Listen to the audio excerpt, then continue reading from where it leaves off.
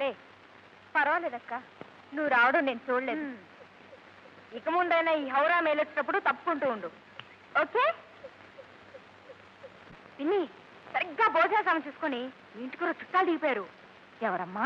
మరి సరాసరి వంటింట్లోకి వచ్చేసి ఎదురుగా నిలబడ్డారు. ఓహో, ఈ చుట్టాలా? అయితే బావి దగ్గరికి వెళ్ళి 6 బిందెలు నీళ్లు తెస్తే తప్ప అన్నం పెట్టాం. అమ్మ బాబోయ్, 6 బిందెలే? అవును పిన్ని, ఈరోజు మెనూ ఏమిటో? మెనూ ఏమిటమ్మా? ఓహో, తారీఖా? 16 అనుకుంటాను. అబ్బా, తారీఖు కాదు, వంట ఏమిటి అని. ఏముంది, ఇదిగో తోటకూర పులుసు చేస్తున్నాను, అప్పడాలు వేయిస్తున్నాను.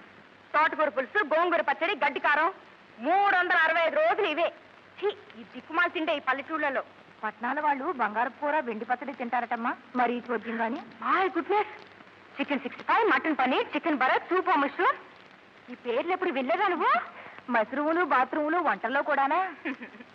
అయినా పల్లెటూరు వాళ్ళం మాకెలా తెలుస్తాయి చెప్పు? మేము మీలా పట్నాల్లో చదువుకుంటేగా. అవును, ఇల్లంతా సైలెంట్ గా ఉంది. నీ పెద్ద కూతురేది? నా పెద్ద కూతురు అనకపోతే నీ ప్రాణ స్నేహితులు అలాకూడదు. ఇప్పుడే బింది తీసుకుని అలా బావి దగ్గరికి వెళ్ళింది. మరి చెప్పవే? తప్పకుండా గుడి దగ్గరే ఉండుంటుంది.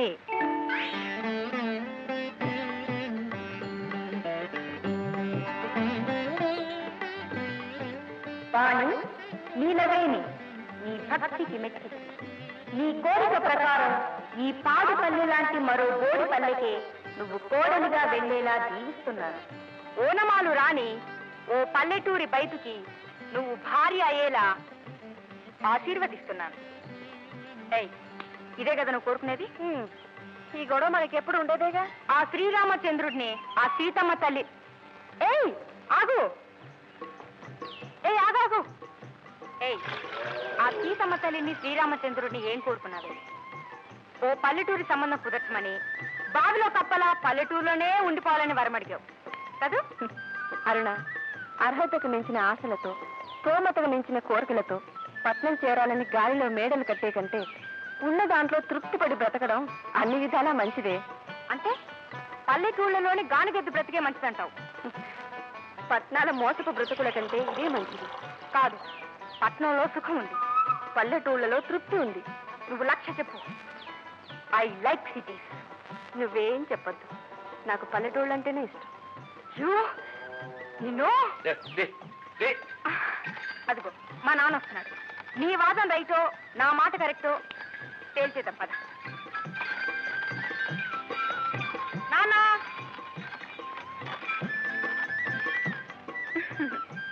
నాన్న.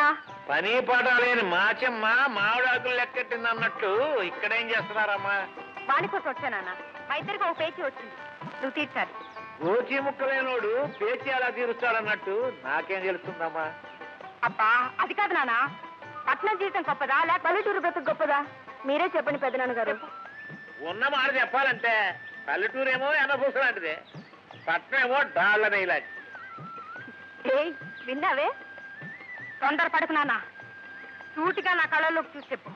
నీ కళ్ళల్లో చూడగానే చూస్తే పట్నం భాష గొప్పదని చెప్పాలి తప్పదు. చూసావా, జడ్జిమెంట్ నా వైపు వచ్చింది. నాన్నే కాబట్టి నీ వైపు చెప్పాడు, నేను ఒప్పుకోను. వాణి ఆగు. అసలు అమ్మాయి గారు పల్లెటూరు సంబంధం చేసుకోరంటండి, బస్తీ సంబంధం చేసుకుని జామ్ జామ్ అని కారులో తిరుగుతారంటండి. యువతలగట్ట అవగే, అవతలగట్టు పచ్చనానే దూరా నుంచి పట్టణాలు చూడసొంపుగానే ఉంటాయి. అది సరేగానే, ఇదిగా దీనికి పెళ్లి సంబంధం చూడాలి. కుటుంబ శాస్త్రం నేను రమ్మన్నానని వెళ్ళి పిలుచుకురా. ఆస్తి లేకపోయినా పర్వాలేదయ్యా, అమ్మాయిని అరిచేతిలో వెన్న పుసలే చూడాలి. అత్తవారి ఇల్లు కత్తులు పోను కాకుండా చూడాలి, ఒక ముక్కలో చెప్పాలంటే.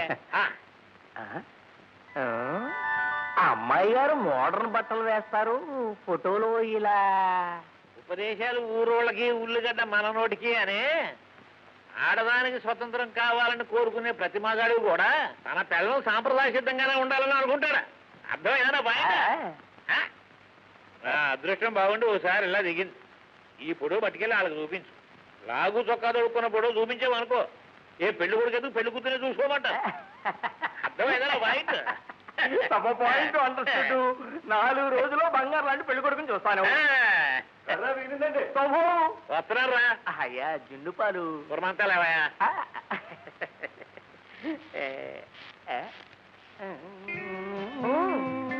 శాస్త్రి గారా ఏంటి ఇలా వేయించేశారు? ఏముందమ్మా మీ నాన్నగారు పిలిపించారు నీకు మంచి మ్యాచ్ చూడమని. అలాగా? అయితే ఆ చేత్తోనే మా వాడికి కూడా ఒక సంబంధం చూడండి. వాణి అంటే ఆ శాంతమ్మ కూతురు కదమ్మా, వాళ్ళకి ఆస్తిపాస్తులు. చూడండి, ఖర్చు నేను భరిస్తాను. వానికి పెళ్ళవుతుందంటే నాన్నగారు కూడా కాదంటారు. అది నిజమేనమ్మా, కానీ మీ కౌశల్ గురించి బెంకపడకండి, నేను ఇప్పిస్తాను. మాట బ్యూటిఫుల్ గా ఉంది. మీ ఇద్దరికి సంబంధాలు టక్ టక్ టక్ చూసేస్తాను. ఉండండి, ఇప్పుడే ఫోటో తీసుకొస్తాను. ఒరే ఫైర్ ఫ్యామిలీ శాస్త్రి, లక్కని తొక్కొచ్చావా? ఒకే ఇంట్లో 2 బేరాలు. శాబాష్.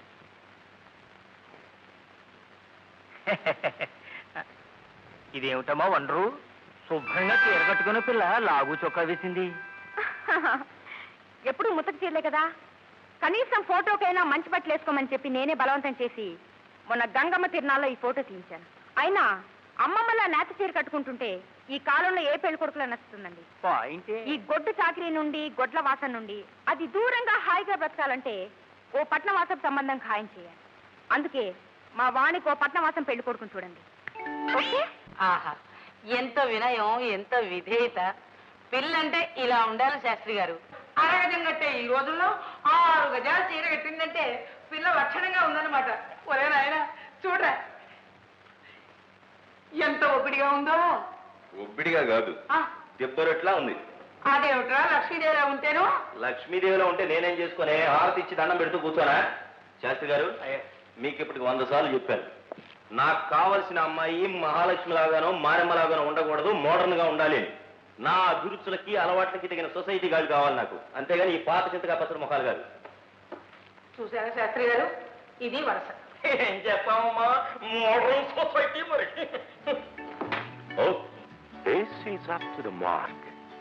ఈ అమ్మాయి కళ్ళల్లో కవ్వించే కుంటెదనం ఉంది, వేసిన బట్టల్లో నాగరికత కనిపిస్తోంది, 10 మంది కళ్ళప్పగించి చూసే ఆకర్షణ ఉంది. ఓ, ఇలా మోడర్న్ గా అలంకరించుకొని భర్త వెంట స్టైలిష్ గా షికారుకొచ్చే భార్య కావాలి నాకు. I want such an ultra modern girl. Shastri గారు, అయ్యా, ఎవరి అమ్మాయి? ఆ అమ్మాయి వాళ్ళకి కట్నం ఇచ్చే స్తోమత లేదు బాబు, తమతో తోగలేరు. కట్నం ఎవరికి కావాలండి? 10 మంది పోటీ చేసిన తరగిన ఆస్తి రాకే ఉంది. ఈ అమ్మాయి నాకు నచ్చింది. I like this girl very much. Finalise చేయండి. ఒరే, తల్లిని ఉన్నాను కదా, నా అభిప్రాయం తెలుసుకునే పని లేదా? అంతా నీ ఇష్టమేనా? ఏది లేవు, లక్షలు తెచ్చే లక్ష్మి లాంటి పిల్లని వదిలిపెట్టి ఈ మొండి సిగండిని కోరుకుంటున్నావేమిటే? అమ్మా, ఈ విషయంలో నువ్వు కల్పించుకోవద్దు. ఇది నా పెళ్లి, ఈ ఇంటికి వచ్చేది నా పెళ్ళం. వచ్చే పిల్ల నాకు నచ్చేదిగా ఉండాలి కానీ నువ్వు మెచ్చేది కాదు. ఈ అమ్మాయిని చేసుకోవడానికి నువ్వు ఒప్పుకోకపోతే నువ్వు చూపించే మహమ్మారుల్ని మహాలక్ష్మిని నేను చేసుకోను. ఆలోచించుకో. ఒరే నాయన, నువ్వెవరిని చేసుకున్నా నువ్వు సుఖంగా ఉండటమేరా నాకు కావాల్సింది. ఆ భగవంతుడు దైవాలు పెళ్లి కొప్పుకున్నావు, అంతే చాలు. శాస్త్రి గారు, అమ్మా, అమ్మాయి కులగోత్రాలు అన్ని తూచినట్టు పర్ఫెక్ట్ గా సరిపోయాయమ్మా. కానీ కానీ మీరేం మాట్లాడకండి శాస్త్రి గారు. కులం అమ్మకు సరిపోయింది, రూపం నాకు నచ్చింది. మీరు వెంటనే వెళ్ళి వాళ్ళతో మాట్లాడి పెళ్లి ఏర్పాటు చేయండి. అలాగేనైనా శుభస్య శీఘ్రం, వెంటనే ఫిక్స్ అప్ చేస్తా.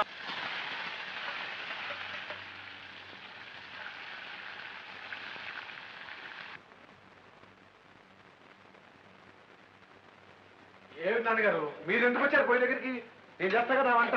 అదేమిట్రా, ఆఫీసులో సాయంత్రం వరకు వంచిన తల ఎత్తకుండా పని చేయవలసిన వారు ఇంకా ఈ పని కూడా ఎందుకులేరా? మీరు ఈ వయసులో మీకు శ్రమ ఎందుకు?